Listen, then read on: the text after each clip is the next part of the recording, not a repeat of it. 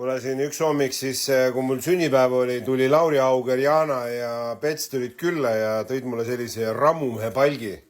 Lauri ütles muidugi, et see on promillilood, aga ei, see on rammumehe palk. Siin saab kätest kinni hoida alt ülevalt ja saab dressi peal trenni teha. See on siis varustatud 3 pudeliga ehk 4 liitri viskiga, siis kõige suurem on siin 3-liitrine. See on sama pikk kui mu naine ja see on sama palju raskust on siin, kui mul vanust on. Vaatad, siin on mingid asjad ka veel kaasa pandud.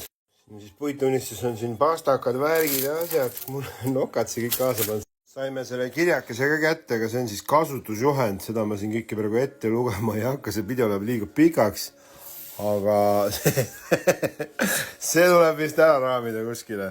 Ega ma ei teagi, palju selline asi kõik maksta võis ja palju siin panustajad täpselt oli, aga väga vinge töö. Graveeringud, asjad on siin inimesed oma pühendusi peale pannud. Julm töö lihtsalt, julm töö ma ütlen. Ütleme niimoodi, et selle puitunistuse perel on seda loomingulist lähenemist on ikkagi rohkem antud kui siin kogu Eesti rahvale vist kokku. Ja lõpetuseks tahan ka öelda, et kui sa tahad puitunistuselt midagi vägevat tellida, siis seal on nagu jomma-joo. Igasugused lood ju alates 30 sendist kuni 2 meetrini. Ja minge vaadake mu pinnitud video, mis on esikohal, mitte viimast.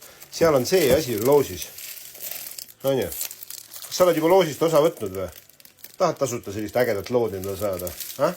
Ja tahan südamest veel kõiki tänada, kes selle projektiga kaasa läksid. See sobib mu suvekööki väga hästi, see rammumehe palk. Et väga vinge leiutis ja puitunistus. Teete kulda. Aitäh teile!